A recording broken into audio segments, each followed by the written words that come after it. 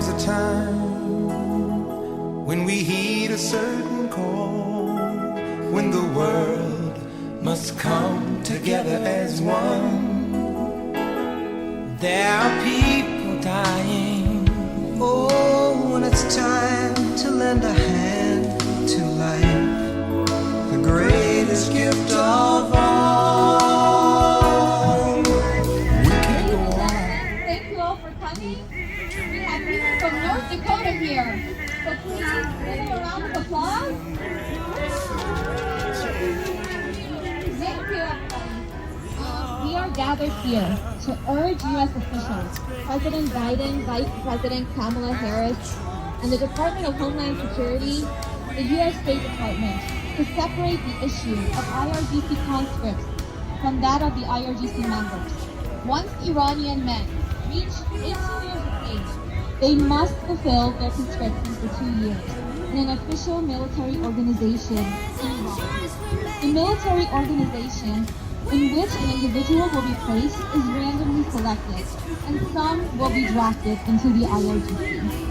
In April of 2019, the IRGC was listed as a terrorist organization by former President Donald Trump.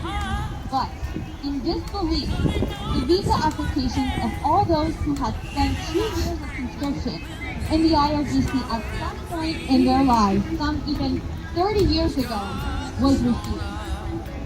This law is called the INA 212A3B. In this law that the U.S. State Department drafted themselves, it explicitly states that it is about members of terrorist organizations and those who provide financial support. Draftees are not volunteers.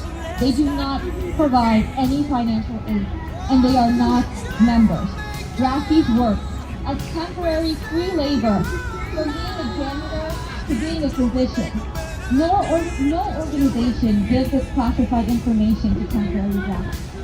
The law explicitly states that even if a member of the terrorist organization has not been aware of the terrorist activities of the relevant organization, he can be exempt from this ban. Yes, a draftee is not a member of the organization and has not been involved in any official work. The law states that even if a member of a terrorist organization had not had any connection with that organization for the past 5 years, they can ask for a waiver and request to be exempt from the ban. Yes, the draftees who were not members were drafted into the IRGC, some even up to 30 years ago.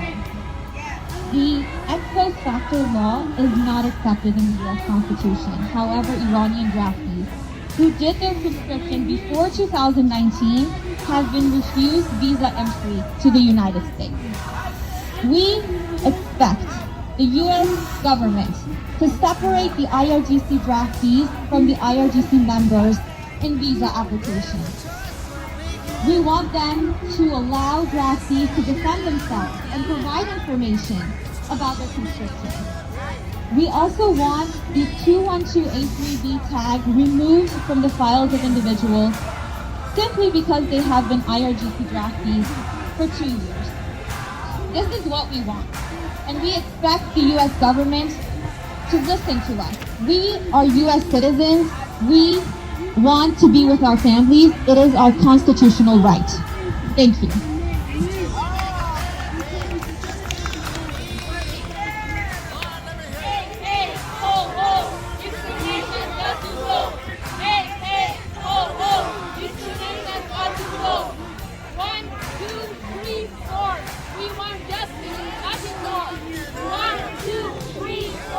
We want justice.